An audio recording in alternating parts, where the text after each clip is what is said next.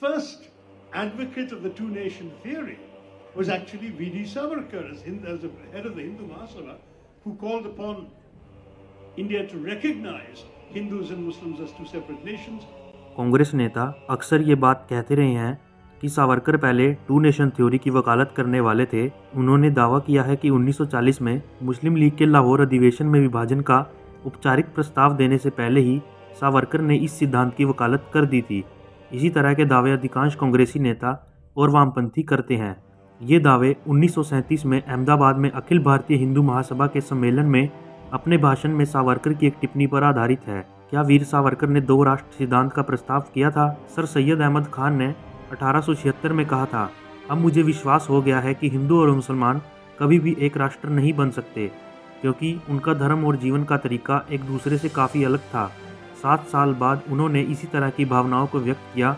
उन्होंने कहा, दोस्तों, भारत में दो प्रमुख राष्ट्र रहते हैं जो हिंदू और मुसलमान के नाम से पहचाने जाते हैं। खान के बाद के वर्षों में दो राष्ट्र सिद्धांत का प्रस्ताव करते हुए और मुसलमानों के समर्थन प्राप्त करते हुए कई बयान दिए। हिंदू और मुसलमानों के लिए एक साथ रहना और सत्ता साझा करना असंभव होगा। सावरकर का जन्म 1883 में हुआ था, इसलिए दो राष्ट्र सिद्धांत उनसे पहले का है।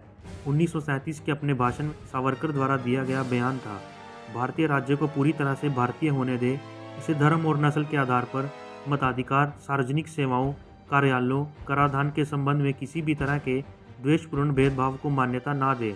मनुष्य के हिंदू या मुसलमान, ईसाई या यहूदी होने का जरा भी संज्ञान ना लिया जाए।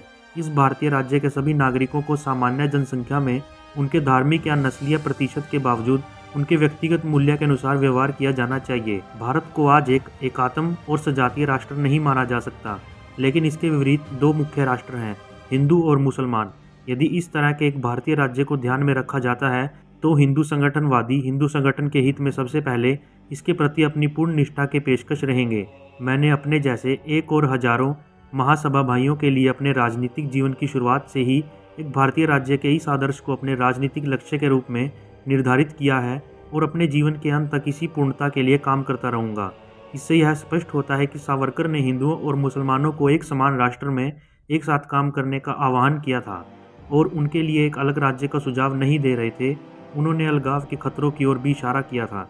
जबकि सावरकर ने हिंदुओं और मुसलमानों से एक साथ काम करने की अपील की थी, उन्होंने महसूस किया था कि दोनों समुदायों के बीच एक बड़ी दरार थी।